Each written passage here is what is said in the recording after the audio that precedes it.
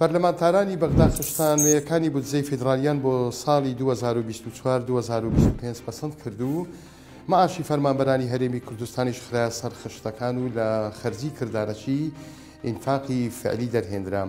لە کۆبوونەوەکەی پەرلەمان کە 199 پەرلەمانتار بەشدار بوون بۆ مەعاشخۆرانی هەرێمی کوردستان ساڵانە 11 تریلیۆن و 500 میلیارد دینار دانراوە بە مەرجی تەوتینکردن.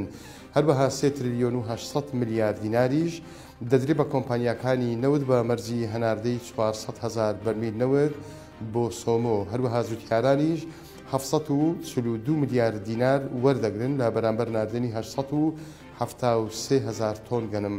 پەرلەمانتار کاروانیاروەی زبان 964 ڕاگەیاند یاداشتێکیان بە ئیمزای پەرلەمانتاران ئاراسایی سەرۆکایەتی پەرلەمانی عێراق کردووە تا لەگەڵ پەسەندکردندا تەشریعێک بۆ یاسای سندوقی هاوکاری شێرپەنجەش بکرێت.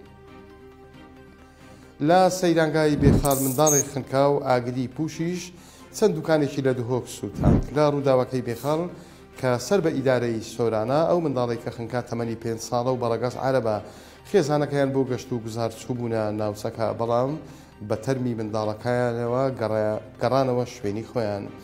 لە ئاگرکەوتنەوەکەی دهۆکیش کە لە بازاڕی ڕەشی شارەکە ڕووی داوە سووتانی پوش و پاوانی نزیک بازارەکە ئاگرەکەی بۆ هێنابوون. بەشێک لە دوکاندارەکان کە ڕستەکانیان ڕزگار کرد بەڵام دوو کەس لە کاتی نان خواردن بوون تەواوی کەلوپەرەکانیان سوتاوە و زیانی گیانی لێ نەکەوتەوە. نرخی ئەمپێری کارەبای مۆلیدا بۆ مانگی 5 دیاریکرا. لە سلەیمانی زۆرترینی بۆ هەر ئەمپێرێک ناگاتە 10,000 دینار بەڵام لە هەولێر تا 12,000 زیاتر لە 12,000 دینار ئەڕوات. قارەمان مەولود لێپرسراوی لیژنەی مۆلیدا هەریەکان لە پارێزگای هەولێر بە 964 برد. لە هەولێر نرخی ئەمپێرێک کارەبای مۆلیدا بۆ مانگی 5 لە نێوان 6,000 تاکو و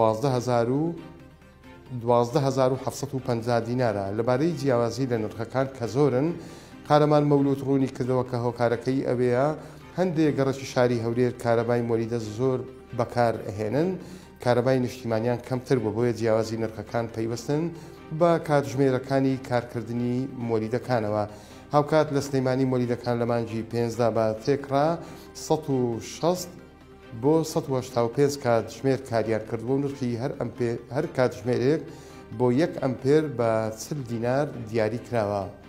هەرشاد بن.